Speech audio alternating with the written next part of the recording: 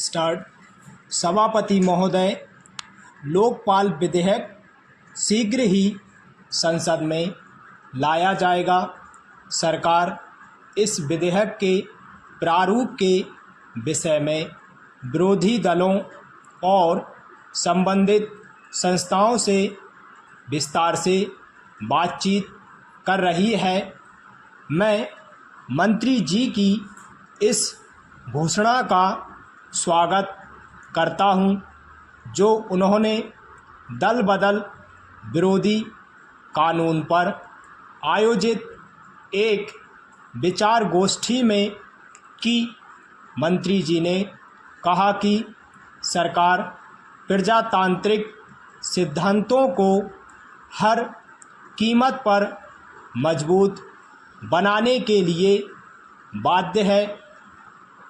नई सरकार जब बनी, उसने इस दिशा में सबसे पहला कदम दल बदल विरोधी कानून बनाकर उठाया। जैसे कि आप सब जानते हैं, दल बदल हमारी राजनीति में एक बीमारी बन गई है। इससे ना तो सत्तारूढ़ दल और ना विरोधी दल अछूते रहे हैं। मतदाताओं को भी दल बदल के द्वारा समय समय पर धोखा दिया जाता रहा है।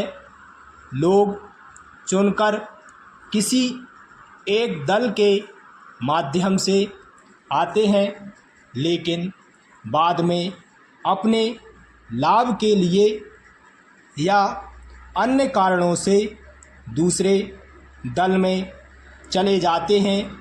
मतदाता मजबूर सा यह सब देखता रहता है, लेकिन कुछ भी नहीं कर सकता। दल बदल विरोधी कानून लाकर सरकार पूरी कोशिश करेगी कि लोकतंत्र को स्वच्छ, स्वस्थ और मजबूत बनाया जाए। पैरा। माननीय सभापति महोदय जी, सबसे पहले तो मैं यह स्पष्ट करना चाहता हूं कि कानून किसी भी तरह से राजनीतिक लाभ के लिए नहीं है। इसका राजनीतिक लाभ बिल्कुल नहीं उठाया जाना चाहिए। कुछ लोगों को इस बारे में भी संदेह हो सकता है, लेकिन मैं चाहता हूं कि वे अपने मन से संदेह को हटा दें। हो सकता है कि इस कानून में कुछ कमियां रह गई हों। इन कमियों को आपस में विचार विमर्श के द्वारा अथवा सम्मेलन बुलाकर दूर किया जा सकता है। यह प्रसन्नता की बात है कि आज सत्तारूढ़ दल और विरोधी दल सभी यही चाहते हैं कि दल बदल विरोधी कानून पूरी तरह से प्रभावी बने और इसका निष्ठा से पालन हो।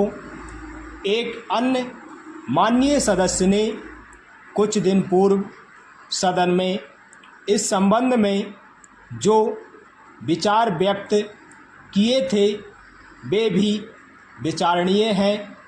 उन माननीय सदस्य ने कहा था कि देश के वर्तमान राजनीतिक ढांचे के लिए दल बदल का खेल हमारी राजनीतिक मान्यताओं को कमज़ोर सा करता जा रहा है।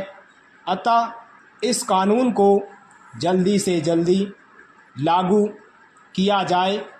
इसमें कोई संदेह नहीं कि दल बदल विरोधी कानून का सभी स्थानों पर स्वागत हुआ है।